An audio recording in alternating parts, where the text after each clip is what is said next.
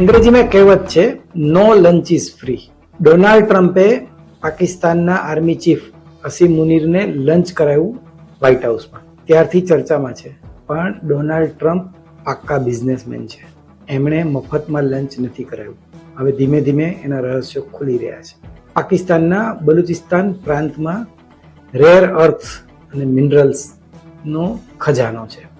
હવે અમેરિકાની નજર એની પર છે.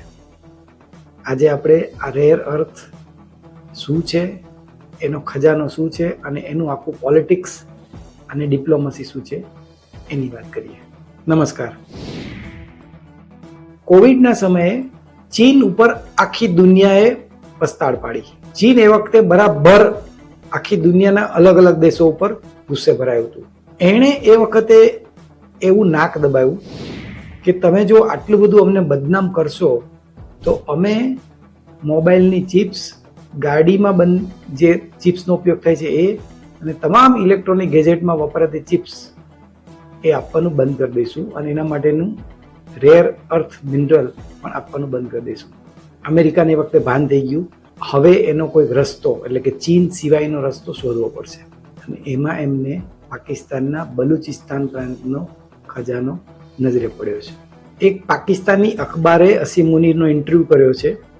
એમાં એમણે એવું કહ્યું છે કે પાકિસ્તાન પાસે આ ખનીજનો ખજાનો છે અને પાકિસ્તાન દુનિયાનો અમીર દેશ બની શકે એમ છે અને એટલીસ્ટ એનું દેવું તો ઉતારી શકે એમ છે. કઈ જગ્યાએ આ છે? બલુચિસ્તાનનો ચુગાઈ પ્રાંતમાં રેકોડિક નામની ખાણ છે જેમાં સોનું, ઓઇલ અને રેર અર્થનો $8 ટ્રિલિયન ભંડાર હોવાનું કહેવાય છે. એ કાઢવા માટે અમેરિકા પાકિસ્તાનમાં $7 અબજ રોકાણ કરવાનું છે. તેની પાસે 50% શેર પણ હશે. યુએસની બેરિક ગોલ્ડ કંપનીનું આમાં રોકાણ હશે. પણ આ વિસ્તારમાં બલુચ લિબરેશન આર્મીનું રાજ છે. એટલે ખોદકામનો રસ્તો ક્લિયર કરવા પાકિસ્તાનના કહેવાથી બલુચ લિબરેશન આર્મીને અમેરિકાએ આખો વિડિયો જોવા માટે ડાઉનલોડ કરો દિવ્ય ભાસ્કર એપ.